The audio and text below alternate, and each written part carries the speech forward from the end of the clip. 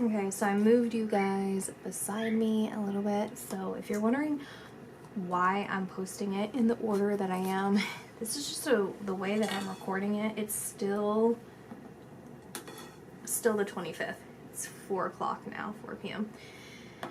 And I don't know. I just want to get this out there. So this is what I was picking up during like a little break. And some of this I had already picked up before. So I don't think I mentioned this though. There's a significance about air quality. The air feels dirty, like it feels polluted. It doesn't feel like there's some sort of disease necessarily in the air, but it just feels poor air quality. It's not safe to breathe in the air. And I was asking indoors because I could feel that safety is indoors, but it's kind of a catch-22 in a way. Like if you're in the vicinity of something unsafe, like you can't, it feels like suffocate, like it feels trapped. Like you feel trapped, then you can't run the air because the air quality, like it draws in the air indoors, so then you have to kind of prevent the outdoor air from coming indoor. And then I'm asking, like, can we get to safety? Like, can we leave? Can we get out? And it feels like the ground, there's something wrong with the ground. And again, with the elevation, it's like the ground is sinking. It feels like there's something wrong with the ground. And then it's like, how can we help? How can we help? How can we help? How can I help? And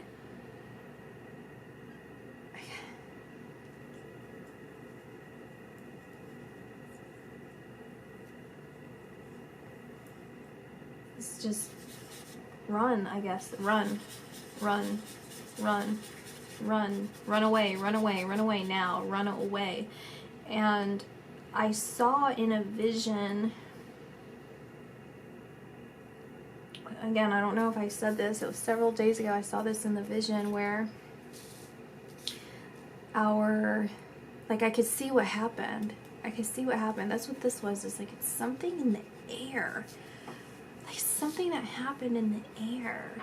And it feels metallic or like heavy. Like it feels heavy and kind of reflective and dark, but not completely dark. And it feels natural, but also man-made. And then it's off of the ground. It's to the left of my vision. And then to the right of my vision is like, everything's fine. Like the sky's clear, everything's fine. It's all happening right there. And if I'm far away in safety, the people that are in safety want to get closer to it. They want to get closer to it and they want to record it. They want to take their phone. Like they're going towards it. Some of them are running. Some of them are walking really, really fast. Their eyes are fixated on this event, and their phones aren't working. Like the reception's not working, or like something about it is just not happening in the way that they expected it to happen when it comes to their phones or whatever they're trying to. And then there's a person there that has something else in their pocket. And at first it was like keys, like something small like that. Like it reminded me of keys. I saw keys like in their key pocket. Like they went into their pockets. It feels like it's a man. They go into their left pocket and they pull something out because they remembered that they had this other thing in order to document it. Whether it's like, oh, I have this. And then they pull it out, and it reminds me of a magnifying glass. Maybe it's binoculars. It feels like a magnifying. and so they can view it even closer, but it's small and within their hands. And then I heard the words over and over and over again, testify, testify, and it feels firm, as if it's a person that's an authority figure, or just someone that has a role in their life where they are, like, you know, the boss of something, or they just, like, they hold that kind of demeanor. And I see that they have shorter hair. It feels like a feminine, like a female with the masculine qualities, you know, like the aggression, and the it's almost forceful, but also, I don't know, they're just saying testify, testify, testify, and they're pointing and pointing and pointing, and I can't tell if they have something in their hand who they're talking to, and the way that they're saying it, like in their intensity, like they're spitting a little bit. And then I saw someone dark haired. It was a female. She had dark hair, dark skinned. I don't know, she's Spanish, Native American, but she's brunette. She's brunette, and she's asking for help. Like, she's running to someone. She's asking for help. Save me, please, please, please, please save me. She has children with her, so it's save my children. Save my children. If you can't save me, save my children. Save us, you know. And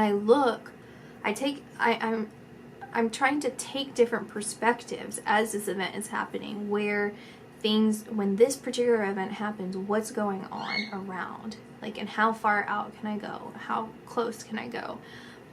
And there's a perspective that I see where it feels like behind me is gone. The land, or what was once there, like, it's gone, and I feel lost, because what was there kind of tells me where, you know, where I am in town or wherever I'm at. Like, that tells me, you know, that's everything familiar to me, or at least recognizable, and it's gone. Like, it feels like it's exploded away, like it does not exist.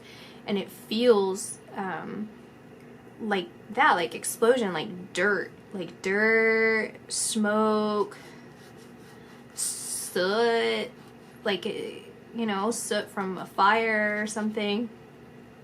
But then there's like parts that this event didn't touch that still exist, but I'm still lost because I'm fixated on the part that's no longer there, that I don't have the context to understand what's remaining.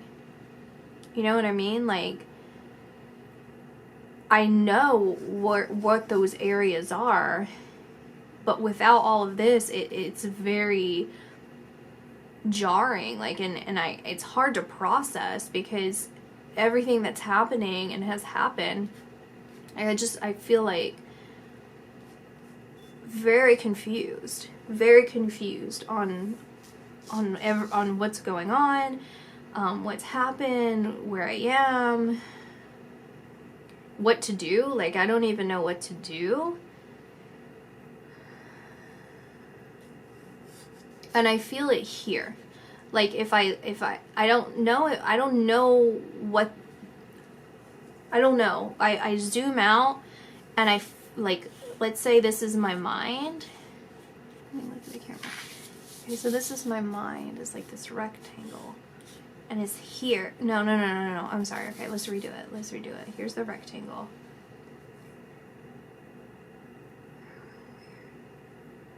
Here and here. And then that affects here. And that affects here and here and here and here and here. Like, it's like a chain reaction that starts from two separate places one larger than the other, or one more significant than the other, somehow more impactful, but it doesn't have to necessarily be the same thing.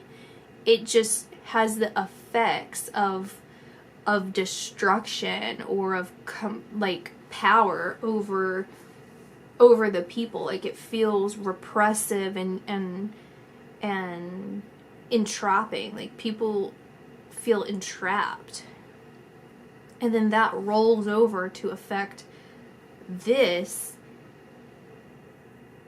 and it feels like it's being pushed. Like it comes around, pushes it, and then this affects something. Like it almost feels like mist. It feels like a mist, and that mist somehow affects what I said here, these other ones. But the other ones is like a little bit misty, but that mist is something else. Like the mist turns into dry air. So it's like a little bit of mist, but then it turns dry.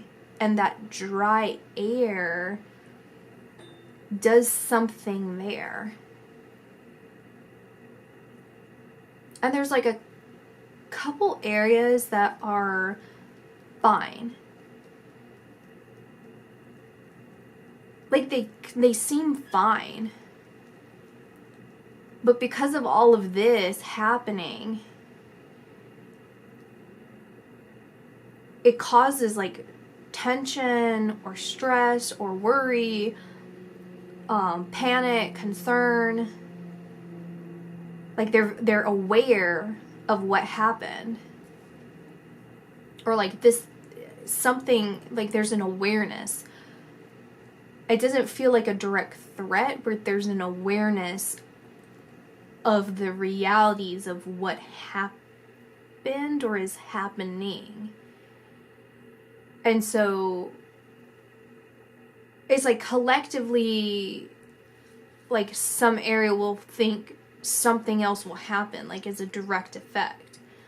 And then other places it feels like collectively they feel they have to kind of like block themselves off because of like the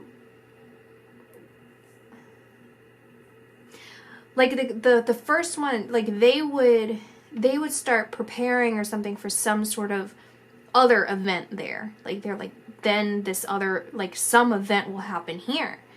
And then other places, like it feels like groups. Like it feels grouped up. That's how it feels. And then another, so it's like another group collectively, like within the individual groups, they feel like it varies, but as a whole, they enact in the same way. They react in the same way, where it's like, because of all of these events, we have to kind of like protect ourselves from like these people, or it's almost like these people are worried that they're going to receive, it looks black.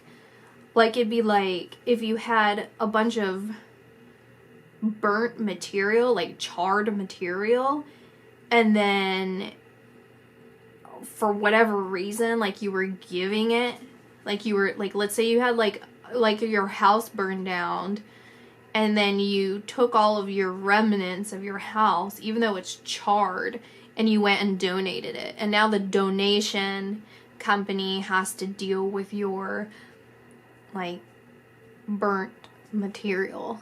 Like that's kind of how I feel, where it's like, well, we need to just stop that from happening because we don't want their material here, and they're gonna bring it here. Like collectively they believe, or at least they act in that way, like they serve as a whole to prevent that. Okay, so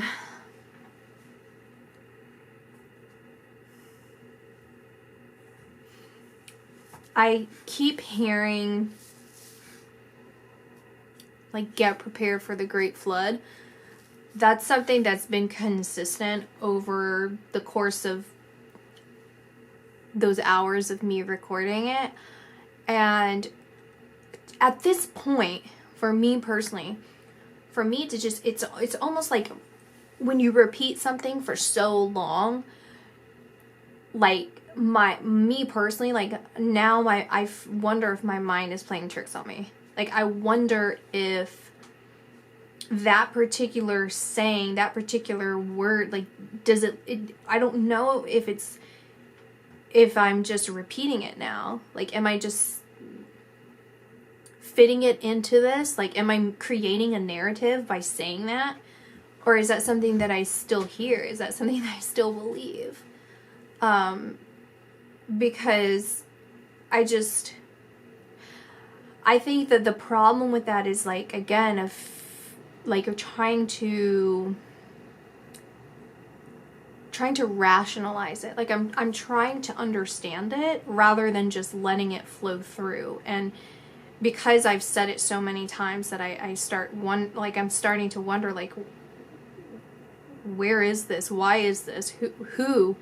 How severe? You know, I'm asking all these questions to try and make sense of it, when I think the biggest responsibility that I have in order with this information is just to say that, like, get prepared for the great flood. So again, you know, and I mentioned the canned goods because, you know, if you can your own material, your own highly nutritious foods, that can stay good indefinitely. You don't need refrigeration.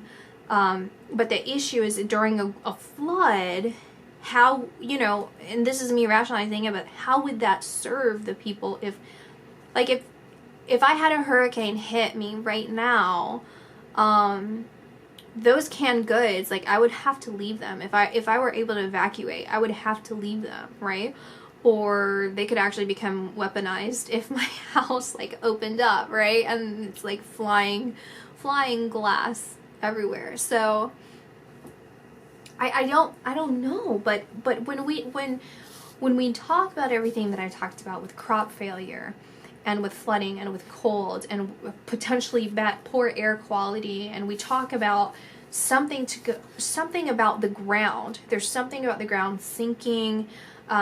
There's like wetness underneath the earth. Like there's some sort of like watery, it's wet. The word I'm getting is wet. Like it's not, I don't know. It's wet underneath the earth is what I'm getting. And I can feel like the ground, like it's almost like an explosion that's so strong it sends me to the ground, to hold the ground, to stay steady, and to see things that are collapsing and to see things that are falling. Like that is the intensity of this force that happens. And this force is, I don't know, because I'm not going to associate with anything, because I just want to tell you what I'm getting, and then, you know, let it be that. So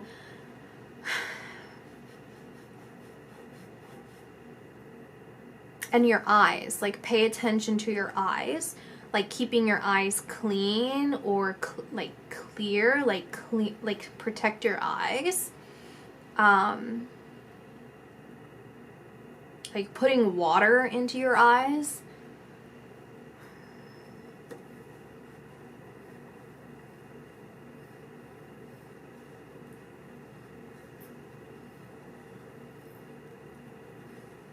And I'm just hearing there will be flooding. There will be flooding. There will be flooding.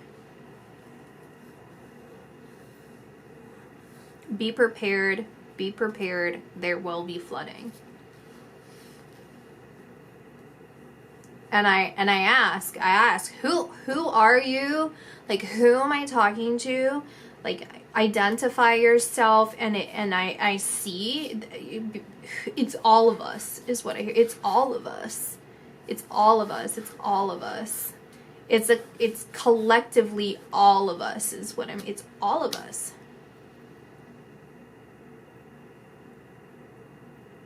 It's in unison. it isn't good nor bad. It is. It just is. It just is. And this, it dictates, this will start to dictate a lot of what is to come. And what is to come, I will talk about in some subsequent videos, as I deem them appropriate to say, I suppose, so that I don't end up deleting them, or whatever. But just a little bit more information about this global events, predictions. Hope this will add to the things that I have told you and potentially make a little bit more sense in your spiritual and rational mind. Hopefully just be receptive as well to this information on your end. I'm not talking about this, on your end of what you feel. Again, like I said in a previous one, that was a message I was getting, is to get to know the people around you. That's a specific message, to get to know the people around you. And also, this is my suggestion, because I feel this is part of it too, is like, don't second guess yourself. Like, don't get caught up in fear. Like, don't be scared by this, but also don't second guess yourself. Did you feel something before you started watching these videos? Like, were you feeling like there's something going on, like there's going to be a change? Were you talking to other people that feel like there's something going on, you know? And it's not like this thing of like, okay, well, it's getting to be the changing of the seasons, and it's like a reminder of like previous years. Like, there's something else, and to just trust that, and trust in yourself, okay, that you will at the appropriate time do something. If you're feeling really anxious, if you're feeling real like tension, you feel like you're not doing something, then my suggestion is to just release yourself to your mind. You know, allow yourself that freedom of expression and freedom of thought to figure out why, and maybe just little by little doing things that can prepare you for anything, right? Just get yourself ready. And again, it does not matter whether this will happen to you or not. It's always good to be prepared for anything that can happen. You know, even if you're not feeling well, then you will have stuff like piled up for you to like a reasonable degree, stuff like that, right? I really think we need to get ready. I don't know who we are, right? I don't know who we is, but just do what feels right for you. Excuse the funky angle and probably the volume change because I'm holding the camera. When I was talking about these people, they look like male figures to me. Maybe there's females too. It's like groups of people, like a collective group of people. Some of them know each other, a lot of them don't, where they're trying to look at the event. And I wanted to point out, it feels like they think that they're not in danger. I feel like they're far away enough that it wouldn't affect them.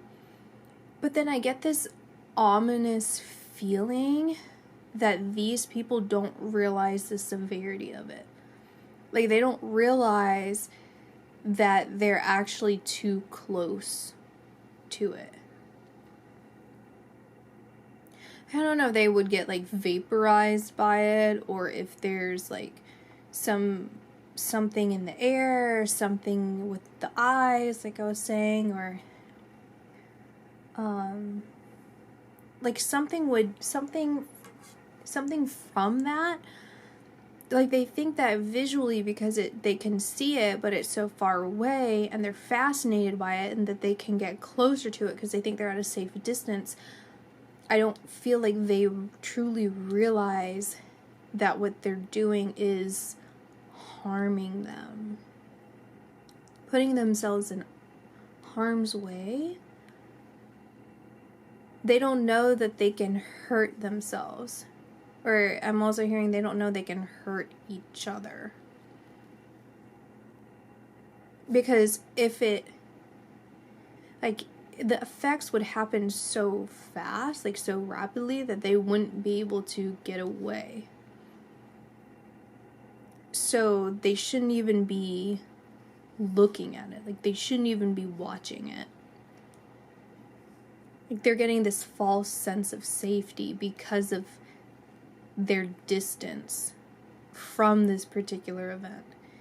And again, like I said, I'm being drawn to the other side of this event, like and it's in my mind, and it looks like it's untouched. It looks like everything's fine. Like, if this event wasn't there, it would just be like a beautiful, like, clear day.